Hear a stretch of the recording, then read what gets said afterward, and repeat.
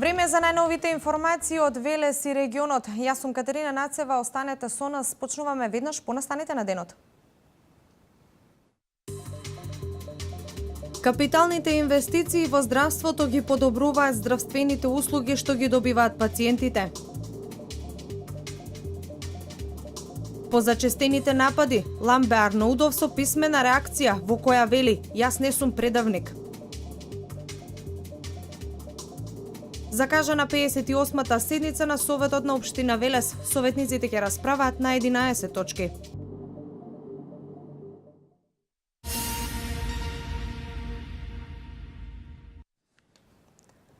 По зачестените напади, Ламбе Арнаудов со писмена реакција во која вели: "Од доаѓањето на Љупчо Георгиевски за претседател на ВМРО Народна партија, веднаш започнаа интриги и шпекулации, но и вистини околу моето работење во партијата. Доскоро воопшто не бев загрижен, но во последно време се позачестените напади врз мене, поврзани со политичката ситуација, но и мојата улога на преговарач со ВМРО ДПМН создадоа и негативни импликации во партијата", се вели во реакцијата на Ламбе Арнаудов. По зачестените вербални напади, Ламбе Арнаудов преку писмена реакција се објави. Вели дека на почетокот не бил загрижен за нападите, се до сега, кога неговото име се поврзува со политичката ситуација во Македонија и неговата улога на преговарач со ВМРО ДПМН, пренесуваат интернет порталите. Пренесувајќи реакцијата на Арнаудов, порталот Курир МК пишува дека се што работел тој било со знање на извршниот комитет на ВМРО Народна партија и лидерот Љупчо Ѓоргиевски. Арнаудов потенцира дека цели 30 години е директен соработник со Ѓоргиевски, за кој смета дека е ДНК на ВМРО и есенција на македонската независност, самостојност и демократија. Непосреден повод за да отпочнат разговорите, Арнаудов напишал дека бил обидот кој што многу порано го направиле дел од сегашните поддржувачи на идејата за трет политички блок, кој индивидуално се понудиле на ВМРО ДПМН, но понудената стока била со многу ниска ценовна вредност. Сегашните разговори со ВМРО ДПМН се одвиваат многу коректно и со максимално почитување од двете страни. Седнавме еден спроти друг, секој со честа, но и со гревовите на својата партија што сме ги направиле едни кон други и ВМРО-вски. Достоинствено најдовме решение за двете страни. Постојат две причини зашто се определив за ваков предлог. Првата е што сум убеден дека ние природно си припаѓаме едни со други, без оглед на некои разлики. Втората причина е длабоко емоционална, но и реална, бидејќи сметам дека ВМРО и Македонија живеат во вечна симбиоза и нивниот опстанок не е можен еден без друг. Толку за моето предавство, пишува Арнаудов, а пренесува Курир. Арнаудов се осврти на инсталацијата Заев и Шекеринска. Тој пишува дека 3 месеци Заев ги држал во заложништво, дека ќе има широк опозицијски фронт, а потоа на најгруп начин ги утврдил. На прашањето зошто се против предлогот на ВМРО ДПМН, одговорот бил, пишува Арнаудов, а пренесува Курир МК, дека нив ги води гнев, омраза и сурова омраза кон луѓето од ВМРО ДПМН за наводните претрпени реперкусии кон нив. Ламбе Арнаудов пишува дека се одлучил нови начин да комуницира со јавноста, се со цел на македонската политичка сцена нештата да бидат многу појасни.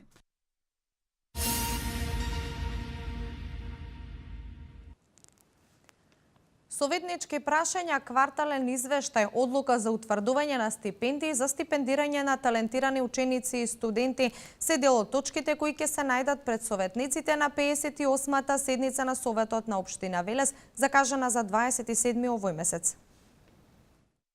Советнички прашања е првата точка на дневниот ред за 58-та седница на Советот на општина Велес, која е закажана за 27 октомври со почеток во 14 часот. Советниците ќе расправаат и по кварталниот извештај за извештајниот период од 1 јануари до 30 септември годинава. Поставени се 3 предлог одлуки и тоа за утврдување на потреба за пренамена на површина со класа на намена D2 заштитно зеленило во класа на намена А1 домување во стамбени куќи заради усогласување на намената на бесправните објекти изградени во катастарска општина Велес за изменување и дополнување на одлуката за постапување со комуналниот и другите видови неопасен отпад на територијата на општина Велес, како и за изменување и дополнување на одлуката за утврдување на стипендии за стипендирање на талентирани ученици и студенти во општина Велес за учебната година 2016-2017.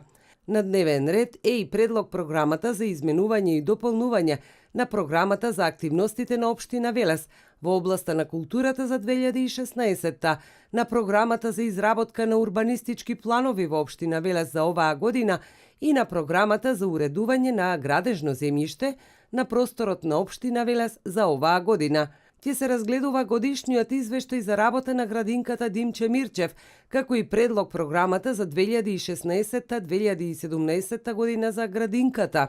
11-та точка е предлог решение за именување членови на комисијата за избор на добитник на актерската награда за животно дело Петре Прличко и последна точка е предлог решение за разрешување и именување на представници на општина Велес за членови на училишниот одбор во средното училиште Димитрije Чуповски Велес.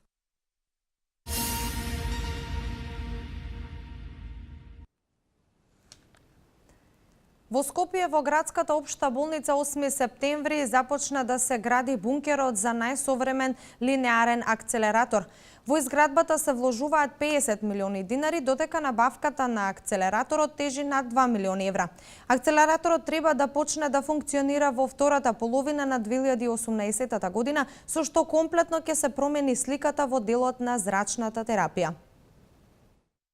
Листите на чекање за зрачна терапија се веќе минато. Со изградбата на бункерот во болницата 8 септември во Скопје ќе биде сместен новиот линеарен акцелератор, еден од најсовремените апарати за лекување на заболените од рак. Ако порано за зрачна терапија се чекало по 9 месеци, сега времето на чекање е само 3 дена. Тука идејата е, овие акцелератори сите бидат поврзани со комплекс со клиники Мајка Тереза и овој овдека во 8 септември и во Битола и во Штип, и целата зрачна терапија или плановите да се прават на едно место,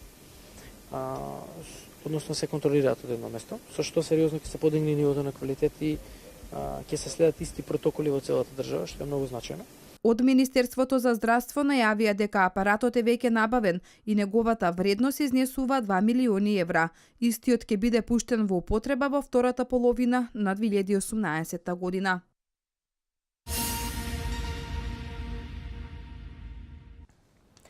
Навременото лекување на крајниците е важно, вели доктор Цилаков. Несоодветниот третман на крајниците може да биде причина за други заболувања. За ова разговараше колешката Александра. Проблемот со заболени крајници е доста актуелизиран во последните години и на истиот треба да се гледа со големо внимание, велат лекарите. Бактериите од крајниците може да бидат многу опасни по здравието на луѓето. На прашањето кога да се пристапи кон оперативен зафат на крајници, доктор Цилаков вели дека постојат 3 состојби кои кажуваат на тоа. Можам да ги советувам и пациентите, па и помладите колеги, кога го имаат пред себе проблемот на оштетени крајници, да размислуваат на 3 постулата. Прво е нивната големина, честочата на инфекциите во еден период од 3 до 6 месеца, може и некогаш и до година дена, значи еден мониторинг на крајниците, и трето, обавезно да не забораваат на анализи и имунологија. Ако таму имаме промени кои што не одговараат со физиолошкиот статус на организмот, нема дилема околу оперативната интервенција. Повторените ангини и несоодветниот третман на крајниците може да предизвикаат сериозни последици кај другите органи. Крајниците го штитат организмот.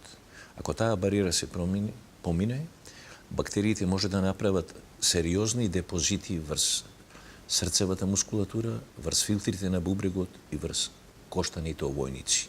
Па маса луѓе кои што несоодветно се третирани со терапијата или не им е советуван оперативен третман, завршуваат со последици или компликации со акутни воспаление на срцевата мускулатура, со воспаление на бубрежните филтри или пак со чести воспаление на зглобовите, односно на остеомускуларниот систем. Со цел избегнување на здравствени компликации, доктор Цилаков препорачува редовни превентивни прегледи.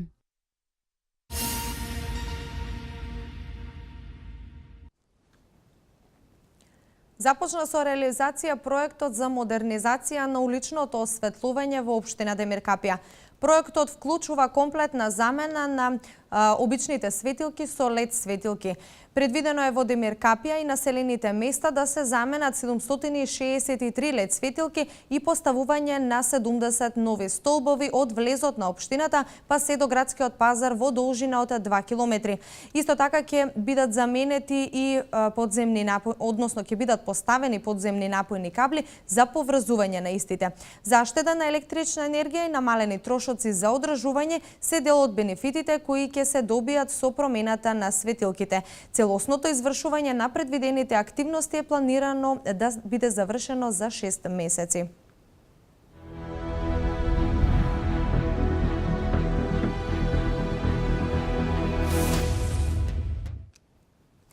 Лидерот на ВМРО ДПМН Никола Груевски одржа средба со коалиционите партнери, со кои разговараше за предстојните предвремени парламентарни избори кои ќе се одржат на 11 декември. Според него, со овие избори ќе се реши политичката криза во земјава. Денешната средба беше една од нашите редовни средби на која што разменуваме информации, разменуваме мислења, разменуваме гледишта за некои работи. Усогласуваме одредени работи за тоа како понатаму да ги спроведуваме, така што тој аспект можам да кажам дека овој пат сме подготвени за една силна, за една голема победа, победа која што ќе обезбеди стабилност на Република Македонија, победа која што ќе обезбеди економски просперитет за народот, за граѓаните во Македонија, независно на нивната етничка или верска провиненција, победа која што ќе обезбеди Македонија да излезе од оваа криза во која што ја донесе опозицијата и да застане цврсто, да застане стабилно и да продолжи по патот на економскиот просперитет, по патот на зачленување во НАТО и Европската унија и по сите оние други стратешки приоритети кои што ги имаме зацртано како држава и се разбира ние како коалиција. И на овие избори дефинитивно граѓаните ќе имаат можност да изберат помеѓу нас кои што работиме, испорачуваме резултати, испорачуваме ветувања, градиме, создаваме дела, правиме реформи, го подобруваме животот во секој поглед. И оние кои што знаат и се најдобри во сплеткарошење, во манипулации, во правење на разни игри и чија што главна платформа е деструкцијата. Народот ќе има добар избор, па нека избере.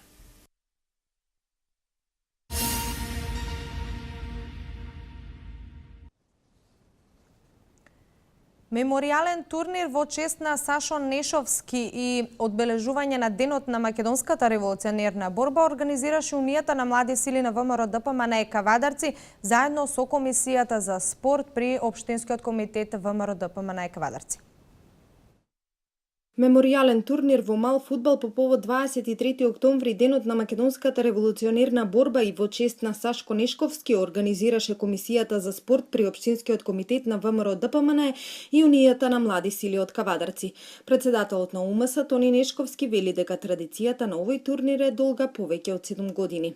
Има пријавено повеќе екипи, за победниците нормално се доделуваат пехари и дипломи, додека пак за останатите учесници и благодарници. Во организација на Комисијата за спорт при Општински комитет Кавадарци и Унијата на млади сили се организира овој турнир. Исто така оваа година е меморијален по повод Сашко Нешковски. Председателката на Општинскиот комитет Горица Пеливанова Вилхелм, отварајќи го турнирот, рече дека многу генерации го прославувале овој ден, а тие се тука да ги продолжат идеите и визијата за слободна Македонија.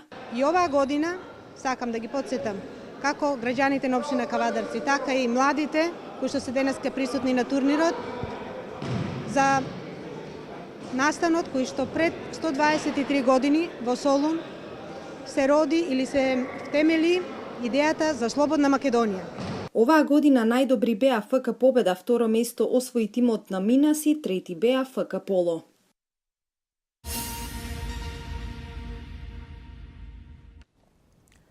Ќе ја намалиме нееднаквоста. Оние кои имаат помалку да плаќаат помалку за јавните услуги. Најзагрозените ќе ги ослободиме од јавните давачки. За добро здравје ќе овозможиме јавно здравство, достапно за сите и бесплатно болничко лекување за сите. Гасот ќе го воведеме во сите градови во Македонија за чиста животна средина. Ова се дел од ветувањата кои денеска на Светскиот ден на Обединетите нации ги даде лидерот на СДСМ Зоран Заев. Денеска, на Денот на Обединетите нации, кога вниманието на државите членки е свртено кон развојните цели за свет без сиромаштие и глад, за пристојна работа, намалување на нееднаквоста меѓу богатите и сиромашните, економски раст, добро здравје, квалитетно образование, инфраструктура, чисти извори на енергија. Ве повикувам заедно да им ветиме на сите деца во Македонија и на сите млади во Македонија. Ќе го оствариме и нашиот заеднички сон за добар живот во Македонија. Планот што го направивме заедно ќе овозможи живот во Македонија. Ќе ја победиме гладта и луѓето ќе ги извлечеме од сиромаштијата. Сите пари ќе ги насочиме кон граѓаните.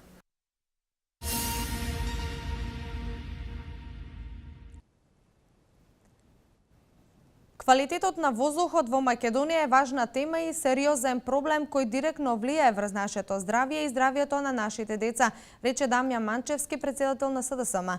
Наместо краткорочни и ненавремени мерки, потребен е сериозен пристап, вели Манчевски.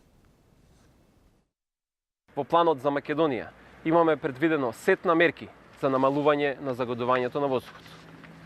По промените на 11 декември ќе го вратиме зеленилото во градските средини преку зголемување на задолжителниот процент на зеленило во Законот за просторно урбанистичко планирање. Гасификацијата на Скопје е наш стратешки проект. Со тоа ќе се намали и загадувањето на воздухот, затоа што голем дел од домаќинствата ќе се префрлат да се греат на газ. Во сообраќајот ќе промовираме употреба на гасни горива од типот на природен газ и пропан-бутан. Ќе го стимулираме јавниот и организиран превоз во градските средини и кај големите компании. Во индустријата ќе обезбедиме нови, поволни кредити за замена на еколошки, технолошки застарените линии за производство и инсталација на филтри и нови, ефикасни системи за намалување на загадувањето на воздухот. Но прв и најважен чекор за намалување на загадувањето е смената на власт. Само нова и одговорна власт може да го намали загадувањето на воздухот. Само нова и одговорна власт може да го подобри квалитетот на живот на граѓаните.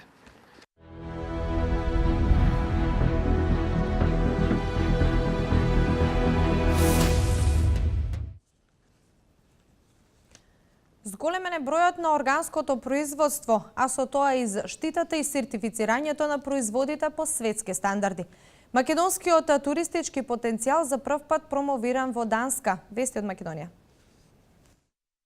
Македонското органско растително производство засега најмногу може да понуди житни култури, фураж, грозје и ароматични лековити растенија, додека во органското сточарство предничи овчарството, соопштуваат од Министерството за земјоделство, шумарство и водостопанство.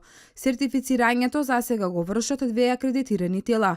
Вкупно 3089 хектари под органско производство се регистрирани лани, а бројот на производители и оператори бил 480.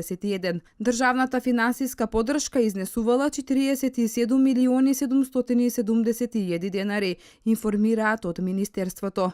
Од минатата година субвенциите се зголемени за 30%, а на производителите им се исплаќаат и дополнителни 50% од трошоците за сертификација. Зголемен е интересот за преминување од конвенционално во органско производство, информираат од Министерството. Според експертите за развој на органското производство е неопходно постојано истражување, континуирана едукација и пред се прилагодување кон побарувачката.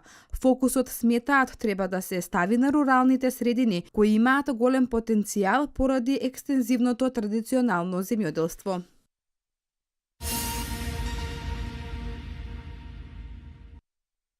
На тридневниот сајм за туризам што се одржува во Копенхаген, Данска, туристичка понуда на Македонија за прв пат представена. Македонија разбуди огромен интерес кај данската публика, како неоткриена дестинација од помладите. Агенцијата за туризам при промоцијата на туристичката понуда на Македонија во Данска се фокусираше на природните убавини на земјата, вклучувајќи ги и спортските активности и гастрономијата, кои беа дополнително промовирани пред публиката од Данска. Наумовска.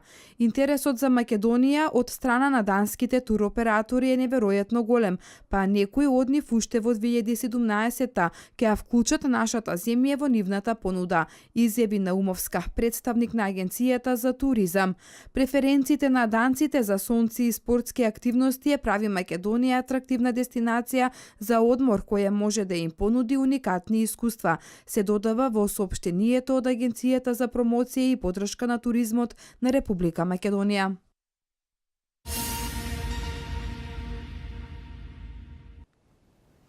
Дипломатско-конзуларните представништва на поранешна СФРЈ кои се наоѓаат во Токио, Бонг, Берн, Њујорк, како и станот во Манхетан, се продаваат на меѓународен тендер. Оваа одлука ја донеле 5 држави наследници на СФРЈ на состанокот кој се одржал во Словенија. Државните наследнички сметаат дека доколку тендерот се објави во Вашингтон Пост и Економист, имотот вреден $42 милиони може да се продаде за многу повисока цена. Од 123 објекти досега се поделени 72, а поголемиот дел ги користи Србија како своји амбасади. Што друго се случува во светот во продолжение? Портпаролот на Европската служба за надворешна дејност ја демантираше веста дека во авионот што се урна утрово на Малта имало функционери на Европската Унија. Како што наведува тој, авионот не бил изнајмен за извршување на мисија на Европската Унија. Исто така изјави дека високата представничка на Унијата за надворешна политика и безбедност Федерика Могерини ги следи информациите за несреќата и изразува сочувство до семејствата на загинатите. Инаку во малиот авион кој што се урна из утринава на Малта, непосредно по полетувањето, загинаа 5 французи, јавува МИА. Наводно, според француските медиуми, авионот бил користен од страна на воената разузнавачка служба. Владата на Малта наведе дека 5 француски царински службеници одговорни за вршење на трговија со мигранти и дрога требало да извршат надзорен лет, но засега не стигнува официјална реакција од француските власти.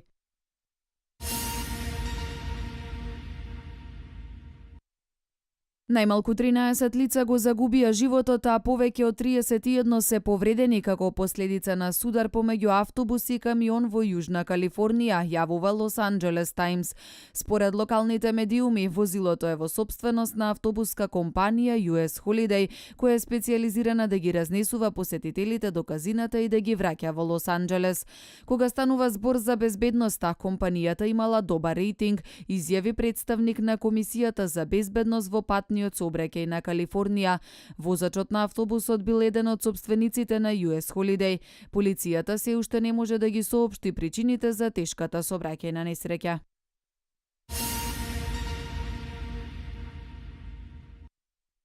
Германскиот министер за надворешни работи Франк Валтер Штајнмајер за весникот Зи Дојче Цајтунг изјави дека постои реална закана од распаѓање на Европската Унија.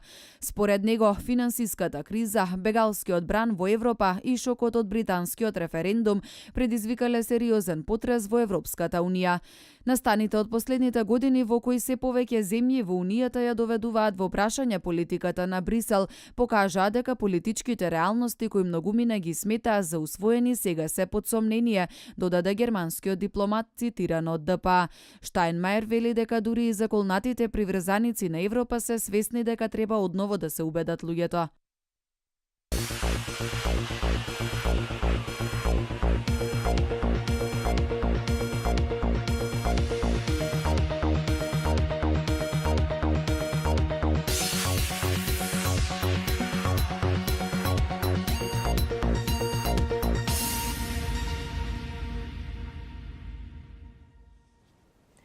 Работната недела ја започнавме со сончево време, иако имавме мала до умерена облачност.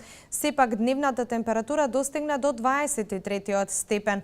Во продолжение деталите по градови за Вардарскиот регион.